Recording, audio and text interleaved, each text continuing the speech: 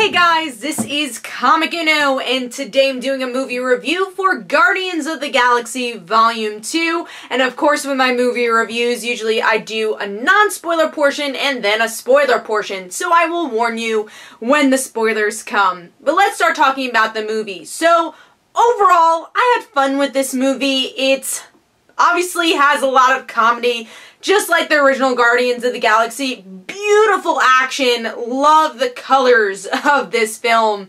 And then, of course, the music. The music is great, and it has fun with it, and, you know, the movie knew why the first film was, critically acclaimed, and people loved the first movie.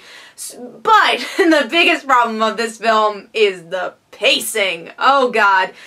There is some slow parts for this movie to get to the point. Because, a lot of character development does happen in this film, which is, I think, a lot better in this sequel compared to the first movie where, all these personalities are coming together and they don't really know each other. Everyone knows each other in this film now. They're a family, and you don't have to deal with all that setup. So you get a lot of character development from characters you wouldn't expect, which of course I'll talk about in the spoiler portion. But it takes a while to get to the point, like I said. The final battle's really drawn out, where you're just kind of like, I want to look at my phone now type moments, and that's never good for a movie. I think this could have been 45 minutes to a half an hour shorter than it was.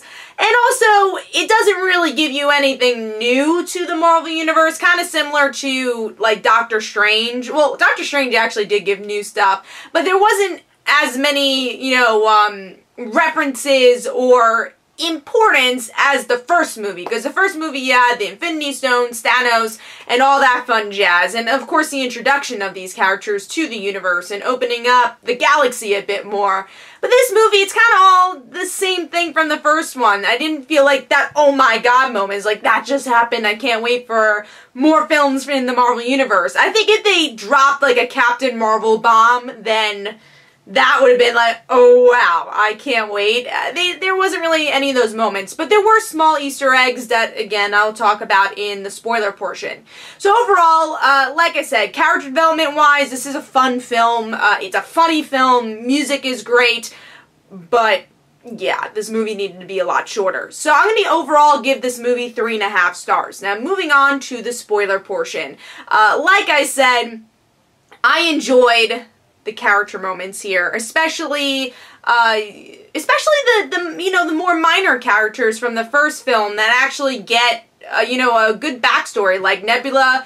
Her relationship with Gamora kind of feels more solid here. Of course, Peter's relationship with his father is very interesting, even if I don't agree with Star-Lord's godlike powers in this movie. It felt very weird and strange to see that with Peter, but I liked his connection with his foster father, which I just call Merle because he's Merle from The Walking Dead. But that was a really good connection, and seeing his character redeem himself, and kind of just seeing that whole section of the universe redeem themselves and be more gray characters than, I'm villain and I, try to steal things. So I really like that section of the film, and the overall theme of family. Family does not have to be your blood relative. It could be the family you create, and that's the big theme here, because that is the biggest theme of Guardians of the Galaxy. So I'm glad that they kind of put that to a whole with the blood family, and again, family that you create. So also some other cool characters were introduced, like Drax, I guess, love interest, and Mathis.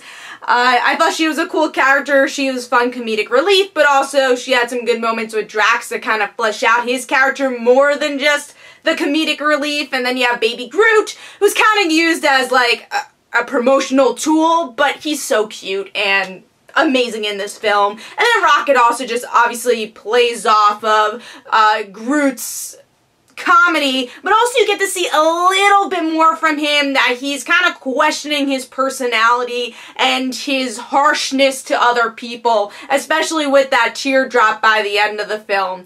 So, but another problem I had with the movie was again, that final battle, and not even just the length, but I talked about Star-Lord being a god, but also the vibes that I got from Doctor Strange, because you have this big blob monster for the first half, because the blob monster is connected to his father, and it just kind of felt like the same blob monster that Doctor Strange was fighting, even though obviously they're two different entities. It just kind of felt like the same purpose of a final battle, final boss battle. So yeah, I thought that could have been a little bit better. The biggest twist, though, in the movie that I enjoyed was learning that Ego gave Peter's mom a tumor, so she died because of him. And I thought, you know, Peter's emotions there were conveyed very well. And overall, even though this is very much a comedy movie, there is a lot of emotions in this movie that are conveyed well. So, like I said, overall I'm going to give it 3.5 stars. The after credits were pretty good. They kind of tease what's going to come up next. We did get to see the Watchers here. That was a big surprise. I wonder if they're going to play a bigger part in, you know, Infinity Gems and in movies like that. Cool Stan Lee cameo there. And then, you know, seeing Howard the Duck, you know, in certain parts of the film was fun, just because we know from, again, that ending of the original Guardians where you're like, why is Howard the Duck there? And then he's just kind of this fun cameo now that James Gunn puts in his films. So, but let me know in the comments below, what did you think of the movie? Did you love the movie? Were you kind of in the middle like I was for the film? Let me know. So this is Comic Uno. Don't forget to follow me on Twitter. Don't forget to like my Facebook page. Also, description below, there are links for my comic book, Like Father, Like Daughter. And don't forget to like the Facebook page of Like Father, Like Daughter. And I'll see you guys later. Bye.